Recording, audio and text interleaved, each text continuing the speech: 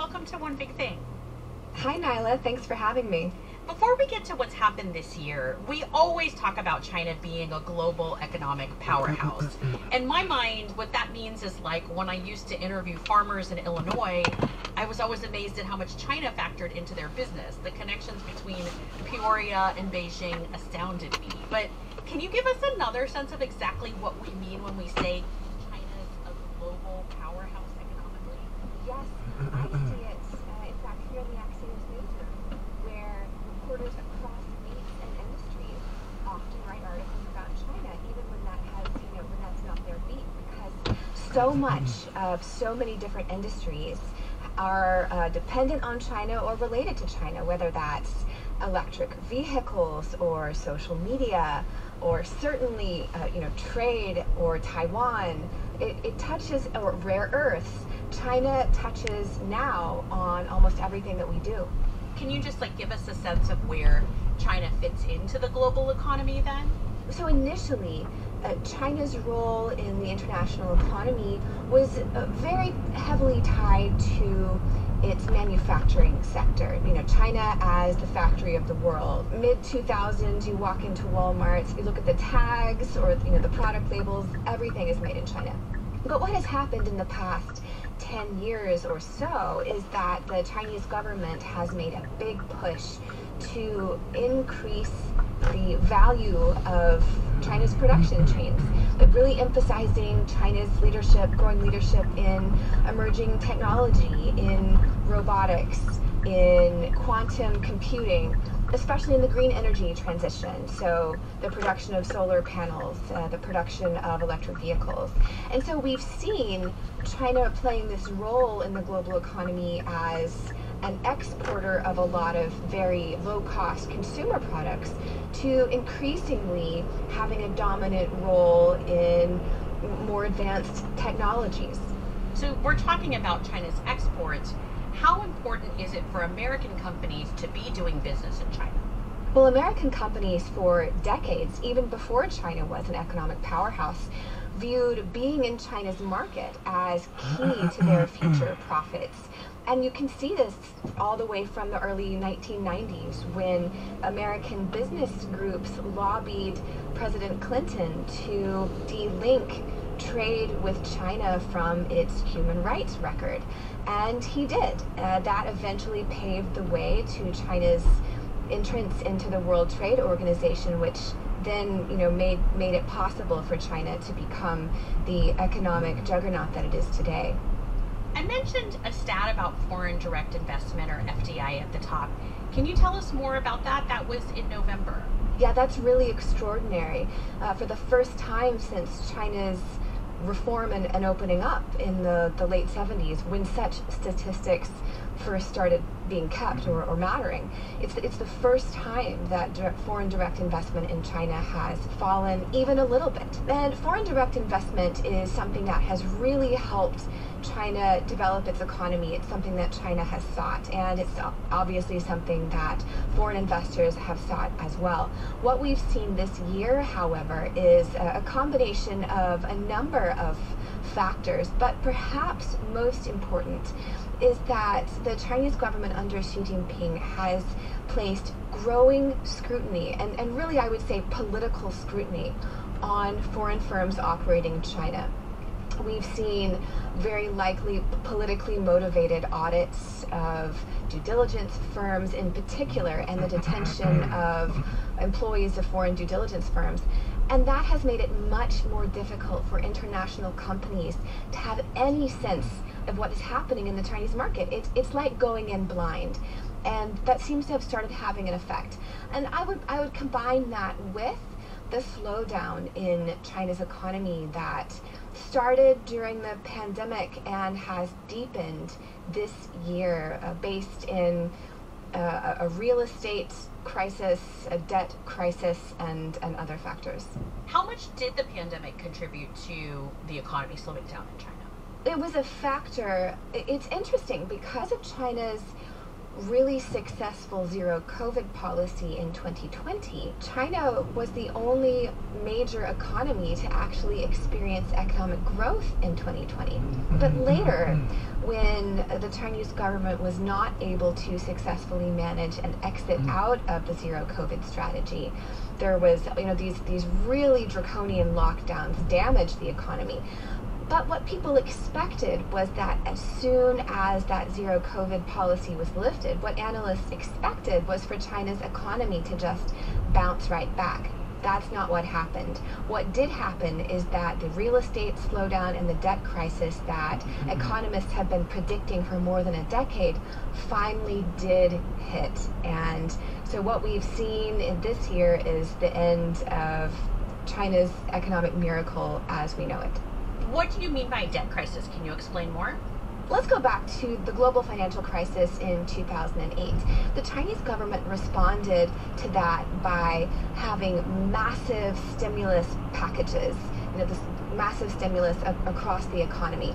And part of that was, it was both paid for and fueled by local government spending, particularly on real estate projects, real estate development, and other kinds of construction projects. And, that was a great way to fuel economic growth for a long time. And that's a well-worn path for developing economies for a period of time. But in China, the preferential lending rates and these other stimulus policies were so large and were pushed for so long that they fueled a massive real estate bubble. And at the same time, local governments were taking out so much debt, to fund a lot of this real estate development, and their debts were getting higher and higher. Now, people were predicting that this sort of dual bubble would burst far earlier than it did. Part of the reason it didn't was because there were more and more supportive policies from Beijing, but also because China's economic growth was still so rapid, and so there was this sense that perhaps China could outgrow its debt, that if it could just hang on long enough, that it would kind of make up for that. But finally, in 2023, that real estate-fueled economic growth model came screeching to a halt. Bethany, we've talked about how you can't erase politics from this equation. How much does China's population shift? I'm thinking in particular of its controversial one-child policy. How much does that play a role in China's economic growth? China's one-child policy, demographers have known for a long time, has created a looming demographic winter in China. Now that winter has not yet arrived, but it artificially pushed down fertility rates, which was its purpose, of course. There was a long-standing belief, and this predates the rule of the Chinese Communist Party, that China's large population was a major source of its poverty. And so there was this government belief that if they could have fewer children, reduce the population growth rates, that it would improve, in their words, the population quality and increase prosperity. But that has put China in a situation where it seems possible that it may grow old before it grows rich. China's population shrank for the first time ever this year.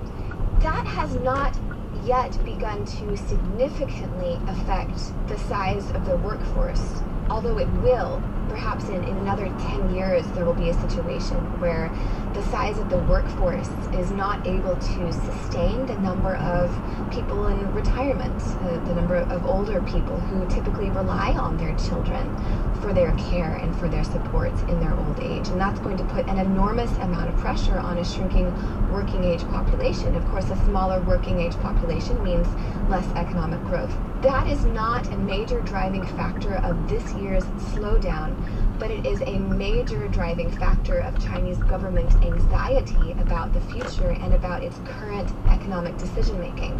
I mentioned earlier that the Chinese government has, for at least 10 years, been focusing on making China's economic growth dependent on higher tech industries. One reason for that is that those industries can be more productive. They can create higher GDP growth with a smaller number of workers. And that is one way that the leadership in Beijing hopes to prevent a demographic-fueled economic slowdown in the future. We'll be back in a moment with more. Stay with us. This is One Big Thing.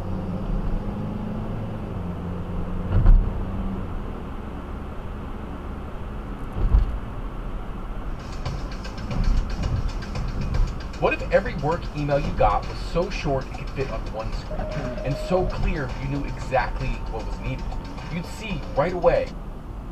Engine 212, heading 212, on Op 3, Story Point Senior Living, 7129 Gilmore Road, number 9, unconscious, not alert. Story Point Senior Living, 7129 Gilmore Road, number 9, 807 hours. Unconscious, not alert.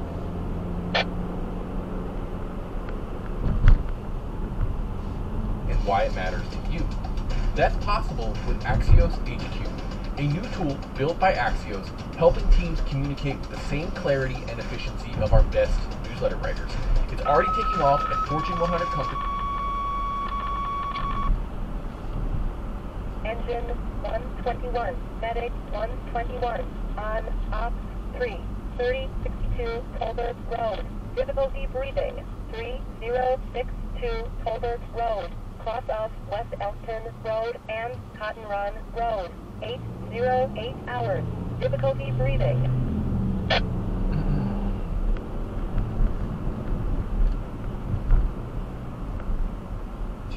Learn more at AxiosHQ.com.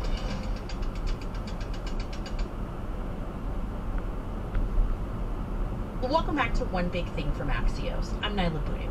We're bringing you my conversation with Bethany Allen Ibrahimian, Axios' China reporter, about this year that China's economic miracle ended. Bethany, did American policy towards China or other Western nations play a role in what's been happening in China economically this year? I would say largely no. The primary sources of China's economic slowdown are based purely on its own economic growth model. However, I mentioned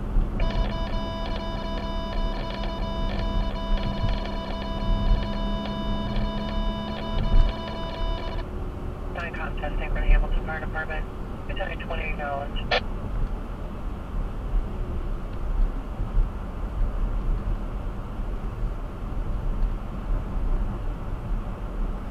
foreign investors are a bit spooked right now to invest in China because of the increasingly politicized scrutiny and restrictions on foreign due diligence firms, or any due diligence firms operating in China.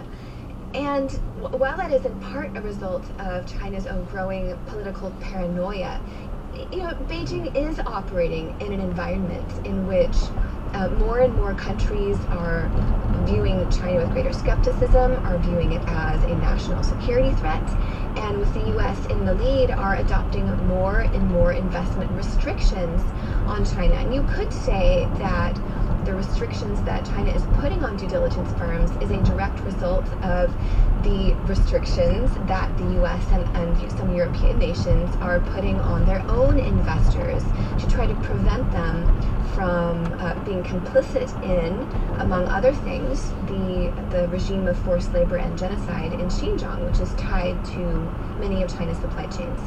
Bethany, it always strikes me whenever I'm in the Caribbean, really almost any island that's not U.S. territory, how much Chinese people are building everything, like movie theaters in Nassau.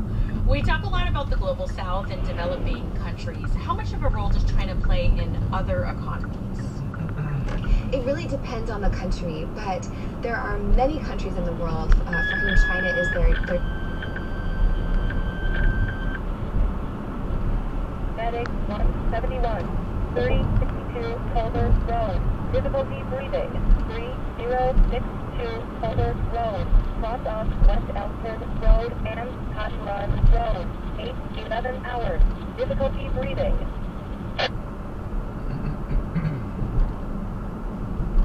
great partner. And, through the Belt and Road Initiative, which is Xi Jinping's signature foreign policy initiative, we saw a huge outflow of lending and assistance from the Chinese government to nations across the African continent, the Middle East, South America, the Indo-Pacific, to build a lot of the infrastructure that is truly lacking in these places. And the companies that most often got the contracts were Chinese companies or Chinese state-owned enterprises. And as part of this outflow of Chinese capital and Chinese companies, there were Chinese laborers, and then there were other Chinese people operating independently who saw opportunities in the import-export business, or they wanted to open a restaurant to cater to the growing Chinese population abroad.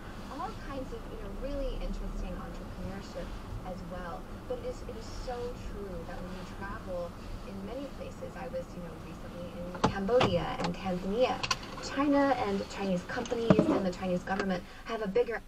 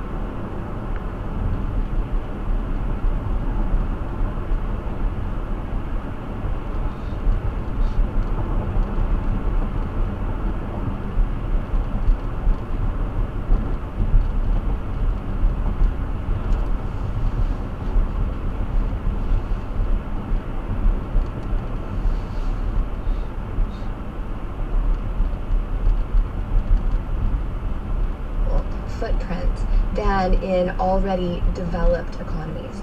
So how much does Beijing care about exporting its ideology rather than its economic model? Are you saying that all of this is to further Chinese ideology in the world? I think the end goal is Chinese power. And I would say that Xi Jinping doesn't see very much of a difference between its ideology and its growth model.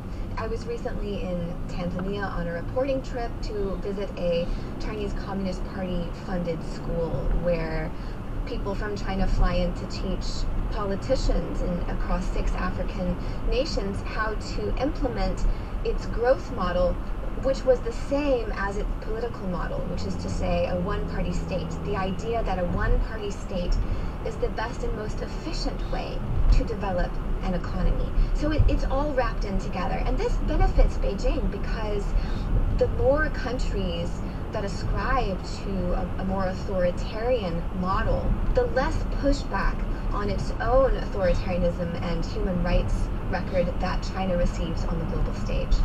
So does China's economic miracle coming to an end in 2023 mean a curtailing of these other efforts internationally? I think it will create greater headwinds for China. I think it's important to keep in mind that when we say the end of China's economic miracle, we don't mean the end of China's economic growth. In fact, its economic growth is still faster than that of the US, and its economy is massive. China is by no means in recession, and I think that we will continue to see various industries across China experience rapid growth, even if overall its economy is growing at a less stunning pace than in the past. So, China is here to stay. Its economy is large and here to stay, and the power that comes with that and the geopolitical sway is here to stay, even if some of the dreams and expectations have kind of come back down to earth. So Bethany, I wonder what the bottom line is for Americans or those of us in the West, especially people who maybe are not paying much attention to all of this. What do you think they need to know about this? I think that depends on who you are. For politicians and for people in the national security community, it means a better chance of effectively competing with China around the world, both ideologically and economically. For American business owners, especially those with an interest in the Chinese market, it means greater challenges and fewer rewards going forward, but with still huge incentives to keep trying to get in or stay in the Chinese market. What do you think is ahead for 2024? I would say there's three things for us to watch. First is the presidential election in Taiwan, which is less than a month away. Certainly Beijing is hoping for a more pro-China candidate, although it looks like the more Beijing skeptic candidate is poised to win. The second is America's own presidential election. So much of the trend in the past few years towards tougher policies on China and greater concern about China's challenges to the national security of democratic nations has hinged on the US's own policies. If we see the election of a different president than Biden at the end of this year, that could potentially mean a shift in US policy, which could potentially greatly affect China's own trajectory. And third, I would say watch Beijing to see if this fall in foreign direct investment and the fall in foreign investor confidence ends up persuading the Chinese government to relax some of these very strict policies. Bethany Allen Ibrahimian is Axios' China reporter and author of Beijing Rules, China's Quest for Global Influence. Thanks, Bethany. Thanks so much, Mila. And that's all for this week's edition of One Big Thing. Our team includes supervising producer Alexandra Boti and sound engineer Jake Howell. Alex Sugiura composed our theme music. Asia Whitaker-Moore is Axios' executive editor, and Sarah Katalani Gu is Axios' editor-in-chief. Thanks so much for listening to the first few months of One Big Thing, and we are very grateful for all the feedback and encouragement you've sent our way. And we're really excited about the guests we'll be bringing you in the new year, including artists, economists, anthropologists, politicians, and a whole lot more. But we would love to hear from you. Who would you like to hear on the podcast? What topics do you want us to touch on? You can text me at 202-918-4893 or email podcast@axios.com. I'm Nyla Boodoo. Thanks for listening. Stay safe. Best wishes for a happy new year. And we're back with you next Thursday for our first show of 2024.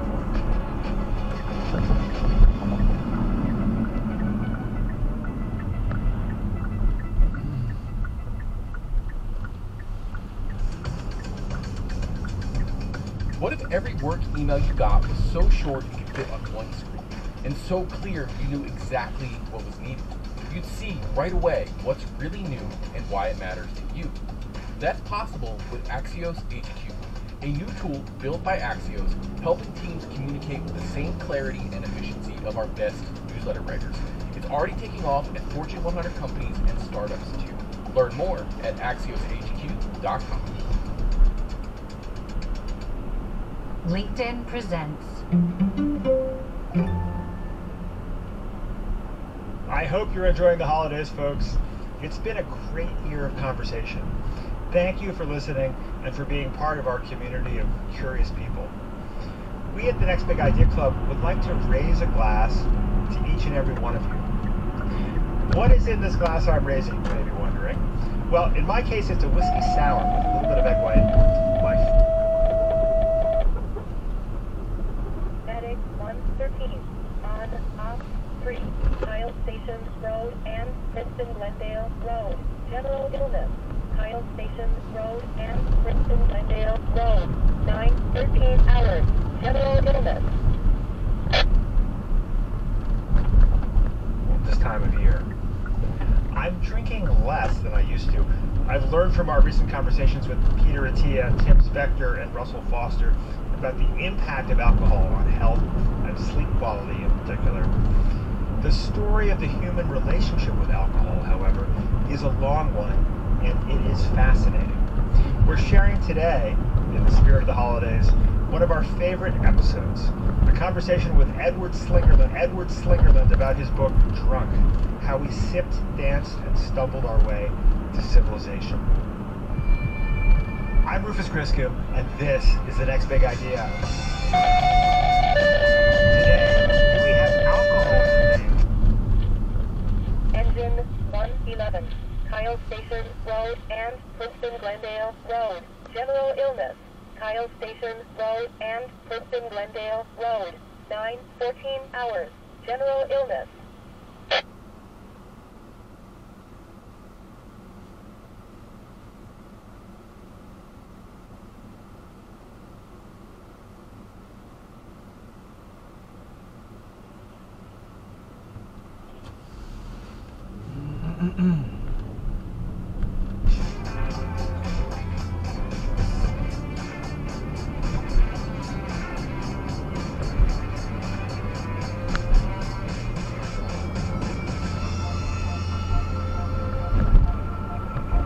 Most of us have had the experience of scrolling through Instagram and seeing a photo of a great party and feeling a momentary pang of FOMO, the fear of missing out.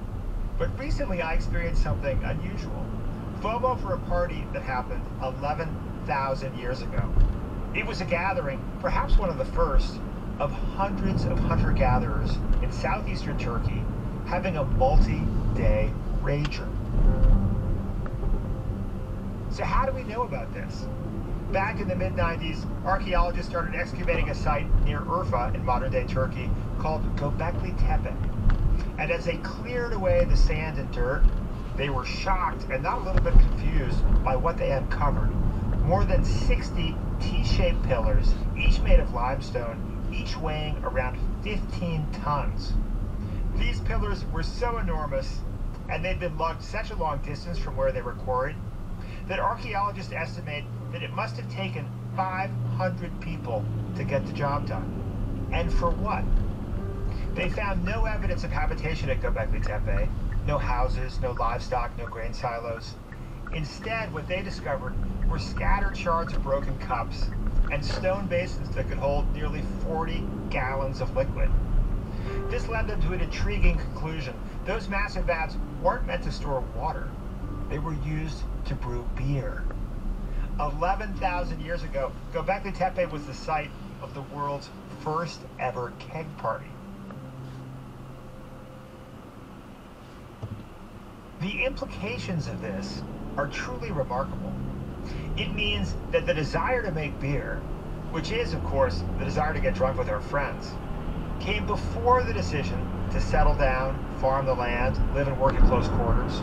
Our ancestors didn't build civilizations and then stumble on some fermenting beer at a bread bowl left out in the rain.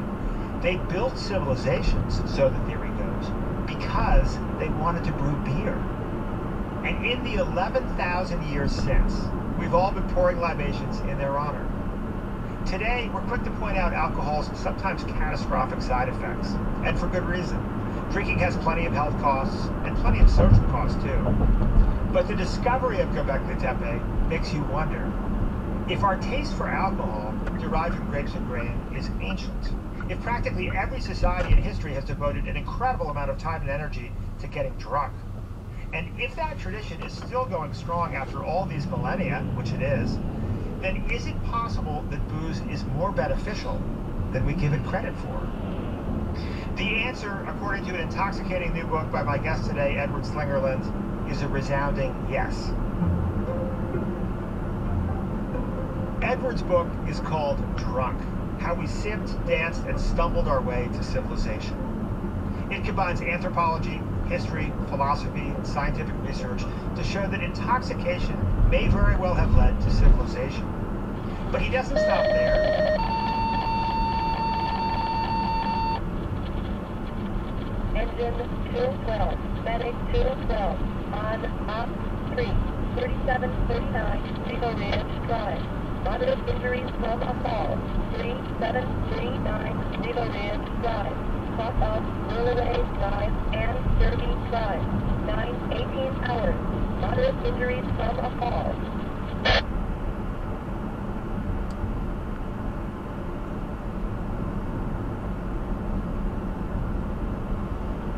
Today, we can and should tap into the benefits of alcohol.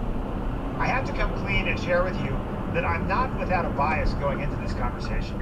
My own relationship with alcohol is every bit as enthusiastic and fraught with potential peril as that of our broader species. Like many people, maybe many of you listening, in the last 10 years, I've really tried to clean up my act. I exercise almost every day. I've been intermittent fasting for a few years now, and I eat a pretty healthy diet. Medic 23, on op 3, Winding Creek Apartment, 115, Mass Drive, number 505, General Illness, Winding Creek Apartment, 115, Mass Drive, number 505, 9:20 hours, General Illness.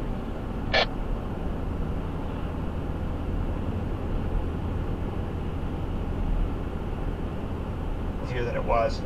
The one unhealthy habit I cannot kick is drinking. Most evenings, I have a couple drinks. And I'm talking about a proper pour, not the stingy technical allocation. When I'm with friends in a social environment, I've been known to drink substantially more. My inability to quit the sauce or reduce it, I'd like to take a few nights off a week, probably a good idea, thinking of starting with Tuesdays. My inability to quit the sauce has confused me. Is this just a failure of willpower, or do I just really like it? And if I really enjoy drinking, is that an indication that something positive is happening? I've struggled with this, and my conversation with Edward was clarifying. I connected with him while he was at home in downtown Vancouver.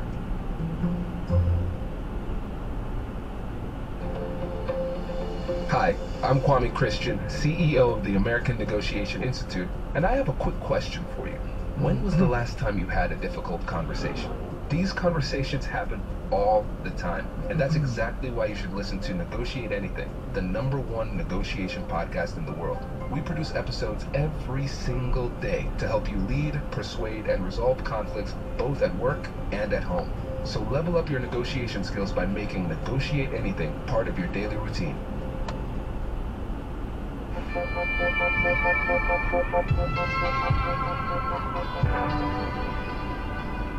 Edward Slingerland, welcome to the Next Big Idea podcast. Thanks for having me. You are a distinguished university scholar, professor of philosophy at the University of British Columbia. You have a PhD from Stanford. You've written 8 books. Your latest, Drunk, is a fascinating book about the deep and complex relationships that humans have had with alcohol for much of our history. You write about the under-recognized social and creative benefits of alcohol, as well as its dangers. Did you write any of this book while drinking? Not at first, which was a problem. So it's funny, in the proposal stage, I'd written about 10 versions of the book proposal, and my agent kept sending it back to me and saying, this isn't working. So, all the science was there, the history was there, the basic arguments were there, but it just wasn't popping. It didn't draw you in. And I realized the 10th time she was like, not yet. I thought, oh, you know what? I haven't taken my own advice. I talk a lot about the connection between creativity and alcohol in the book, but I hadn't actually written any of it drunk. So I quickly remedied that. I was on a business trip this is pre-COVID, obviously. I was in New Zealand and was going to go out and meet some colleagues for dinner, but I had about 2 hours. And so I went down to the hotel bar with my laptop and ordered Negroni. And by the end of Negroni number 1, and I think about the first sip of Negroni number 2, what's now the first 3 pages or so of the book just revealed themselves to me. The subjective feeling was taking dictation. I didn't feel like I was writing anything. I felt like part of my brain was just telling me what to write. And that became the beginning of the book, and that was a direct result of writing at 0.08 or so blood alcohol content. So when you refer to coming up with the opening lines, I'm guessing those lines were, people like to masturbate. They also like to get drunk and eat Twinkies. Not typically all at the same time, but that's a matter of personal preference. Yeah, that only comes to you at 0.08. Yeah, that sounds Negroni influenced right there. Yeah, that definitely was. Well, now that we're prying into your personal life, Edward, Sure.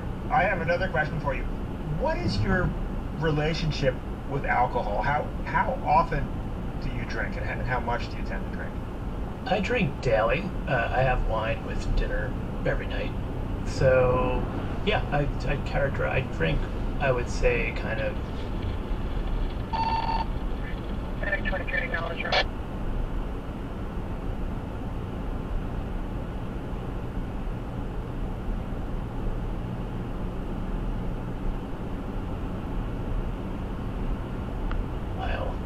So ideally just with meals. Although this has changed, I think that, like many people, COVID lockdowns have made my drinking a lot less healthy.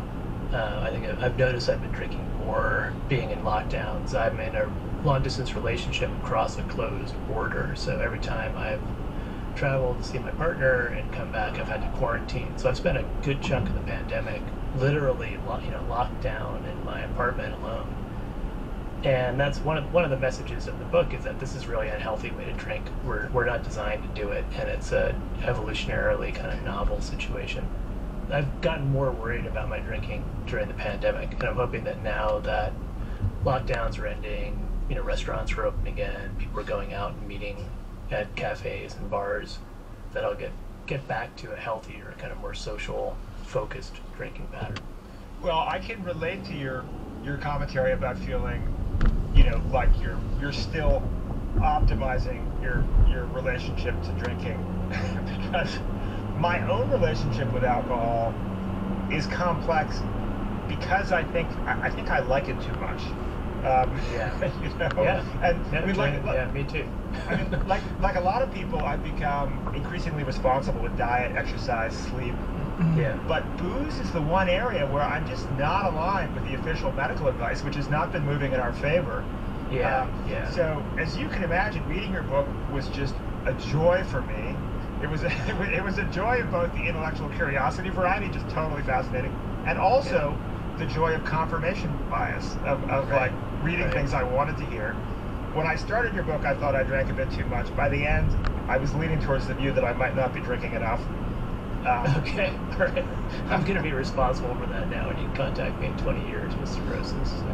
No. I to be fair, I mean, I do think it's necessary to say on the front end that this book is not a reckless endorsement of unbridled drinking, right? You talk extensively about the dangers of alcohol, and we'll get into that later in the conversation. Medic 11, on off 3, 215, Bonfire Drive, number 116, abdominal pain, 215, Bonfire Drive, number 116. Top of Day Circle and South College Avenue, 9:27 hours, abdominal pain. But I think your core agenda, if I'm reading it correctly, is what you call a defense of ecstatic chemical joy. Yeah, I just think that our discourse around intoxicants is hampered by at least two separate things. So one is the lack of an accurate scientific and anthropological framework for talking about alcohol use. The dominant theory about alcohol use is that it's an evolutionary mistake. It's a brain hijack. Alcohol just happens to trigger reward circuits in our brain, and we're very clever primates, so we figured that out, and so we're using it for that reason. And it has no adaptive value. It's just kind of a parasite of the brain. It's an impoverished way to talk about alcohol because we're not seeing all of the social functions it plays, and we don't understand, I think, from a scientific perspective, how its adaptive benefits have paid for the costs, and there are all sorts of really horrible costs to alcohol, but it wouldn't have stayed, the taste for alcohol wouldn't have stayed in our gene pool, and the right to drink and consume alcohol would not have stayed in our cultural repertoire unless it was doing some positive things that outweighed the costs. So that's a big part of the book, is trying to correct our misinformation about alcohol. But then the other reason I think our conversations are not great around this topic is this kind of weird Puritanism. And I think it has to do with this kind of discomfort with pleasure that's part of this weird Puritanism that you find in Northern European cultures that have this kind of Manichaean view of pleasure, not just intoxicants, but sex too. You know, it's kind of binge or forbid it entirely type of attitude. Yeah. Well, let's get into it. In honor of this occasion, I thought it might be appropriate to crack open a couple beers, despite the hour of the day. I have here a Montauk Wave Chaser India Pale Ale. Wow, sounds good. Okay, so I have a Hop Razor West Coast IPA from House Out Brewing. So very local. Wonderful. Okay, here goes, shall we? All right. Well, let's get into it. Let's start with big idea number one: beer before bread.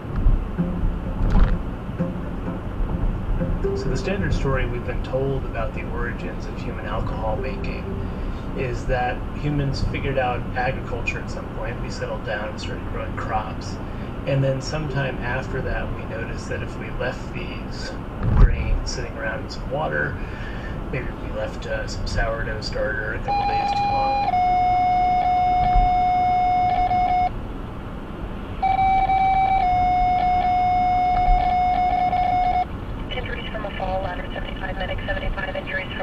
Chesterwood Village, 7924 Chesterwood Boulevard, cross rate of watermark, ESP 504 at 931. Something interesting to drink.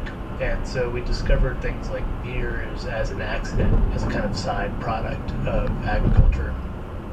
When I started looking into the archaeological record, however, it looks like it's actually the other way around. So the beer before bread hypothesis is that it was actually the desire to get drunk, the desire to make chemical intoxicants, that motivated humans to first settle down and start growing crops. And archaeologists who've been arguing for this point look at sites like Göbekli Tepe. So this is a ritual site in present-day Turkey that's probably about 10,000 years old, where hunter-gatherers, we know they didn't have agriculture at this time, were building these monumental structures. It looks a little bit like Stonehenge, these massive stone pillars carved with animal shapes, and having some kind of blowout ritual.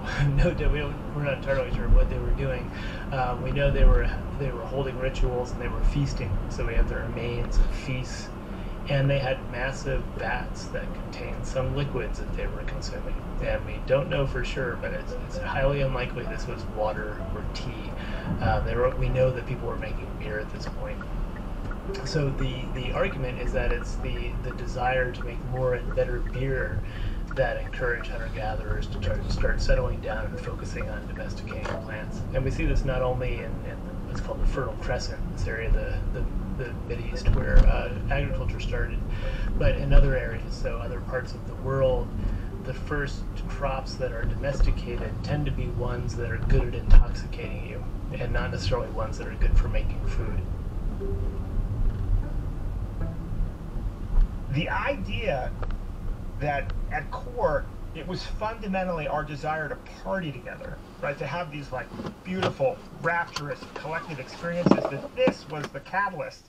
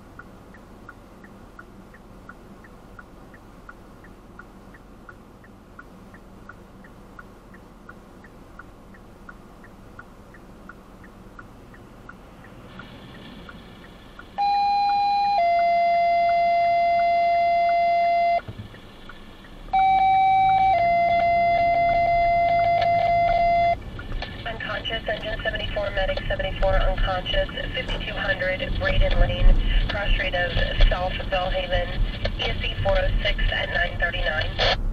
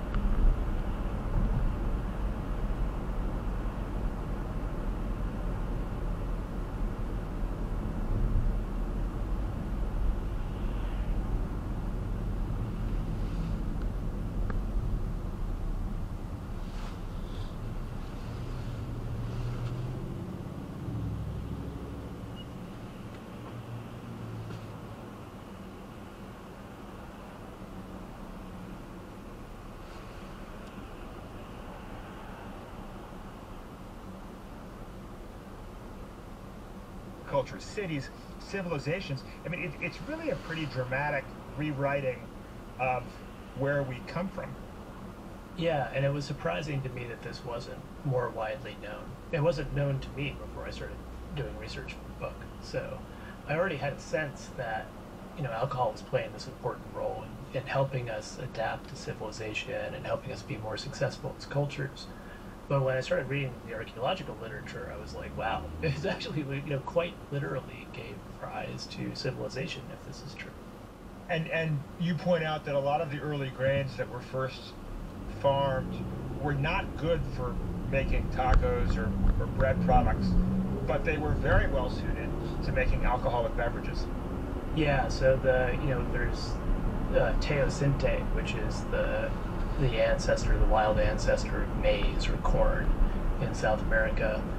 And again, I didn't know this, but teosinte apparently makes really bad grain products. Like you would want to make tortillas out of it, but it makes very good chicha, which is this beer-like substance that's still made and drunk in South America today, and made now from maize. What this means is that if this is the plant that was discovered and focused on and cultivated and turned into maize, it probably is the case that its primary function was to make alcoholic beverages, because you wouldn't have noticed it if you were interested in something to make food with.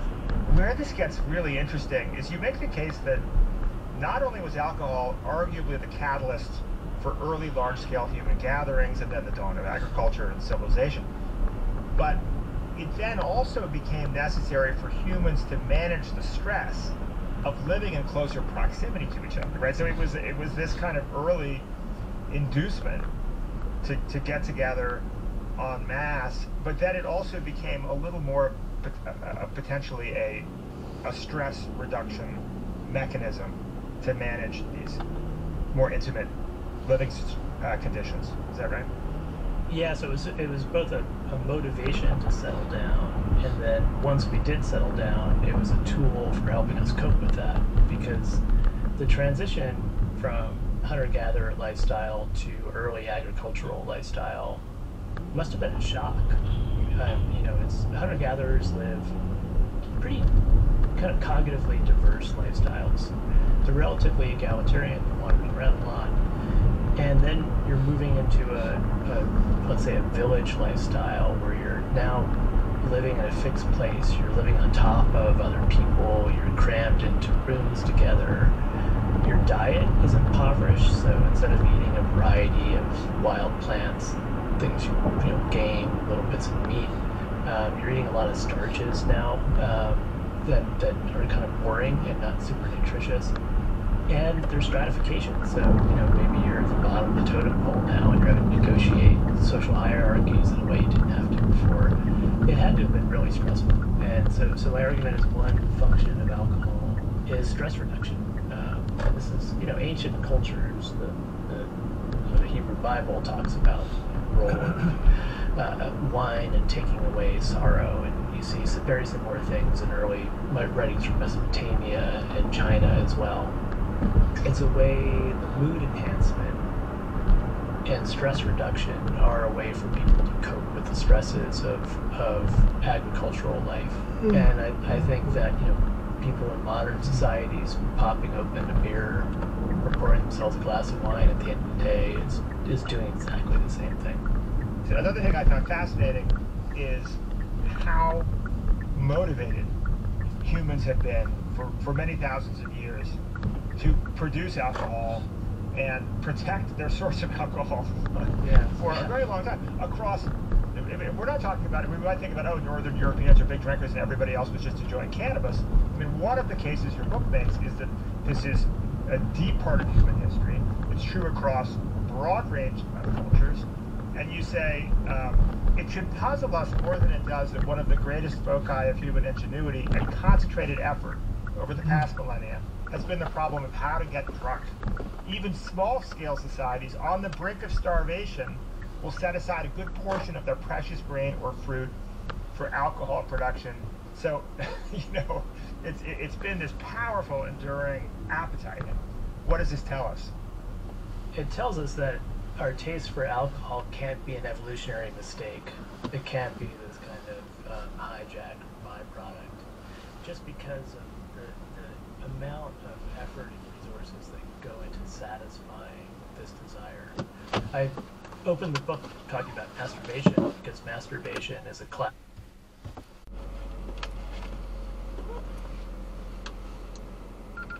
Channel mode.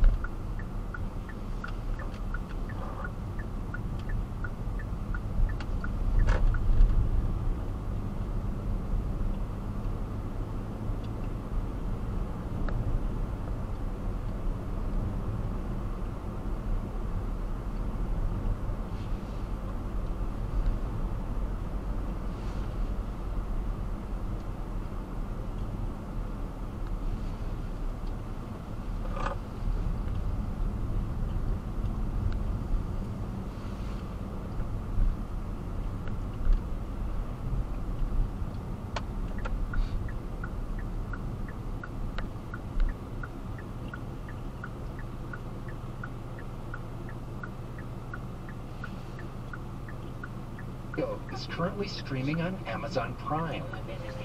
Now 36, Uran plans to retire from cycling next year to focus on his many business ventures. To promote the next generation of cyclists, he holds his annual Giro de Rigo. I guess that's the reason why. It's kind of our outlier. I've been talking to Zach Theobald. Zach is an account executive with Relay Express. Zach, if people want more information about Relay Express or you, how can they best contact you? So the best way to contact us would be to go to our website, which is www.relayexpress.com. If you're interested, in being a driver or being an employee there, that would be a great way to look us up. Or they can contact us by phone, which is 513-860-2555. Thanks for listening to Business Wise. I'm Tom Cooney. I'm with Wealth Dimensions Group. I am your business advocate. A very pleasant good day, everyone. This is your host, Mike Wharf, with Kaleidoscope, a special presentation entitled Lincoln, the Man of Steel and Velvet. And I'll continue after this brief timeout for these all-important words from the folks who make this program possible. We love the Fab Four here on the Maple Knoll Radio Network, and we hope you'll join us every Wednesday for Ticket to Ride, an hour with the Beatles, airing at 10 a.m. on Wednesday mornings right here on WMKB and WLHS, hosted by yours truly, Russ Heltman. I'm diving into all of the Beatles albums, all of the songs in particular, from each voice, John, Paul, George, and Ringo. Maple Knoll Radio Network. It's Ticket to Ride, an hour with the Beatles. Join us every single Wednesday for trivia, news and notes on the studio recordings, news and notes on the album covers and how those came to be, plus many, many other great nuggets, including trivia, fun facts, and more. It's Ticket to Ride, an hour with the Beatles, every Wednesday at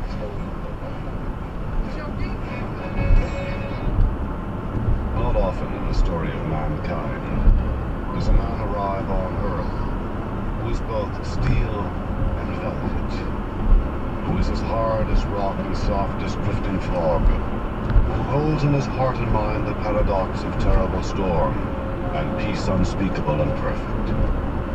Here and there across centuries come reports of men alleged to have these contrasts, and the incomparable Abraham Lincoln is an approach to, if not a perfect realization of this character.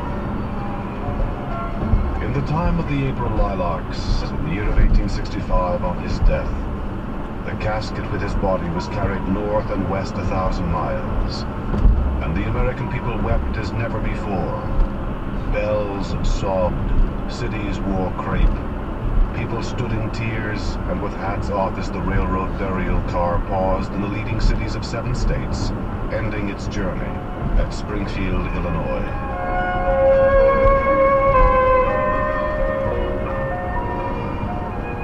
During the 4 years he was president, he at times took himself the powers of a dictator. He commanded the most powerful armies till then assembled. He enforced conscription of soldiers for the first time in American history, under imperative necessity. He abolished the internet is crawling with bots, scanning website by website, downloading and indexing everything. Many of these web crawlers help retrieve information from that vast sea of data for search engines. But increasingly, they are feeding generative AI models, hungry for human content to learn from. GPT is an overeager college intern who's read the entire internet. Cecilia Zaniti is an AI entrepreneur and former counsel for several tech companies who has read the entire New York Times lawsuit. We'll save you the technicalities. Basically, the New York Times is alleging its content was heavily weighted in a data set that OpenAI has acknowledged using to train earlier versions of ChatGPT, something called Common Crawl. Common Crawl was a nonprofit organization put together to basically make a copy of the internet. And law professor Daniel Gervais at Vanderbilt University says that copy of the internet could fall under the doctrine of fair use, which allows for the reproduction of copyrighted works in some circumstances, but there are limits. one of the factors they consider is whether the use is commercial. He says many AI companies start out as nonprofits when developing their technology and then go on to build for-profit products. Meanwhile, an increasing number of websites have begun blocking web crawlers from copying their content, says computer science professor Arvind Narayanan at Princeton. That just means putting an instruction on your website that every web crawler or robot is supposed to honor. But it's a little bit of a gentleman's or gentle bots agreement. Other ways of blocking bots are kind of more adversarial. They would use technology to recognize the ways in which bots behave subtly differently from regular people. And then kick them off the site. I'm Megan McCarty-Carino, Marketplace. Wall Street today, not much changed as we wind down the trading year. We'll have the details when we do the numbers.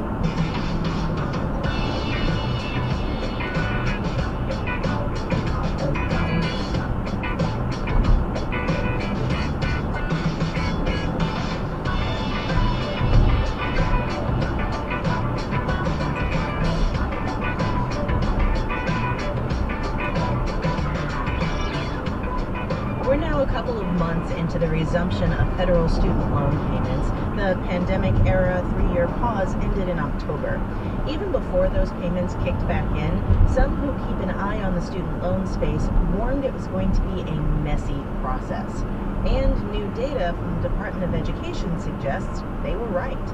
More than a third of borrowers who had payments due in October hadn't made them by mid-November. Marketplace's Stephanie Hughes has more. You know how you're supposed to pull a Band-Aid off really quickly just to get it over with? Kind of the opposite happened with the end of the student loan payment pause, which was pushed back over, over, over. You almost condition people to keep expecting pauses. Delia Jimenez is director of the Student Loan Law Initiative at the University of California, Irvine. She says people got out of the habit of paying their student loan bills and budgeted the money for other things. And now? They have to juggle now. You need to find some kind of regular income increase in your life that you may have reallocated. Borrowers who miss payments won't be considered delinquent until next September. Another challenge, an estimated 40% of borrowers are working with new loan servicers. That's because a number of servicers left the industry in the past few years. Because of that, we've seen just a huge migration of accounts over the last couple of years. Persis Yu is with the Student Borrower Protection Center. She says borrowers should have been notified if there was a change, but that process wasn't seamless. And even when it was, they may not have realized who was reaching out. We're all inundated by emails and spam mail all the time, and these companies have fairly arcane names. The borrowers may not recognize that as a piece of mail that they need to open. Meanwhile, those servicers are having to do more with less. Congress gave the Department of Education the same budget to pay them this year as it did last year. Scott Buchanan is executive director of the trade association, the Student Loan Servicing Alliance. He says that's one reason hold times went up earlier this year.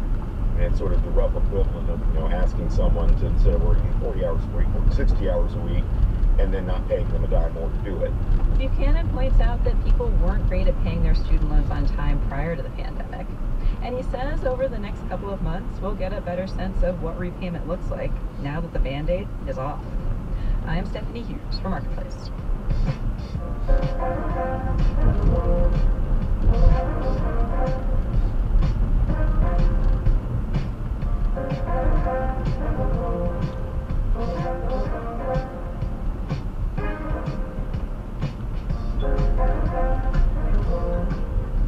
This week, we've been bringing you stories of family-owned businesses.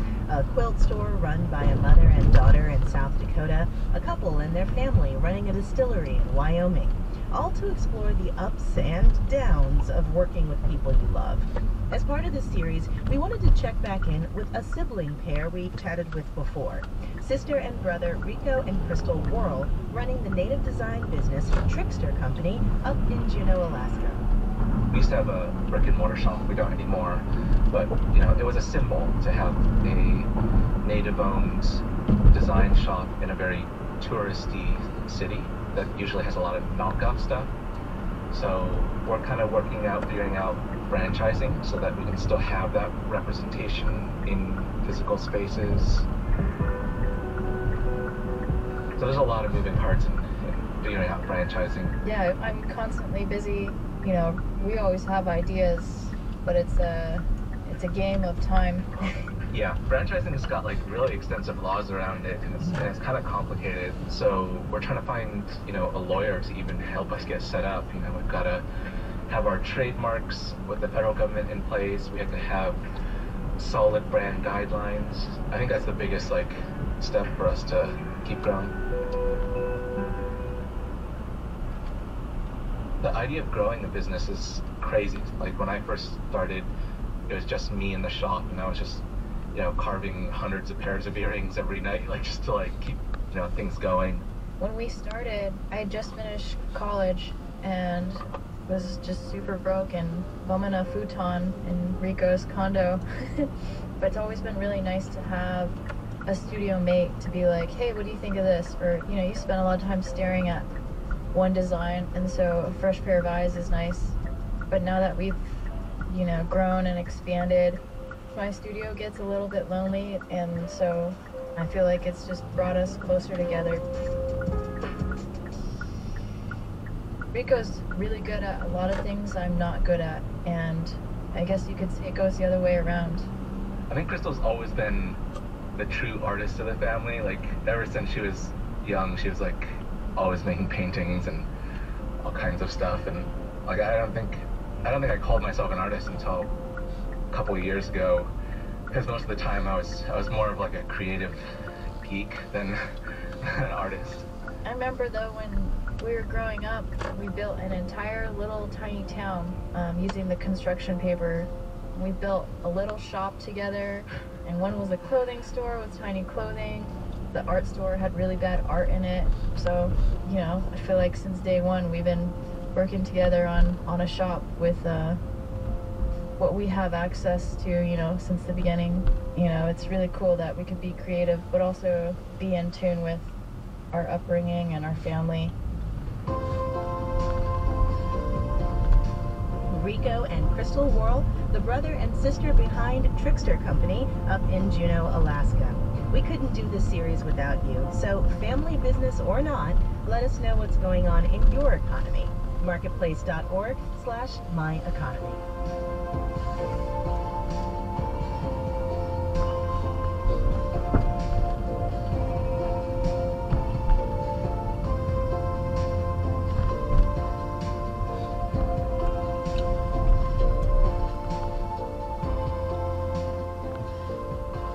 Lots of companies like to say work is like family, even when it is not. And some of those non-familial frictions were particularly noticeable this year, with more visible and vocal organized labor. Those trying to start new unions or striking over new contracts were helped by the highest level of public approval in decades, according to Gallup. The tight labor market, in some cases, also gave unions more leverage in negotiations. Next year could be another big year for organizing, with companies including Boeing, AT&T, and the U.S. Postal Service up for new contracts.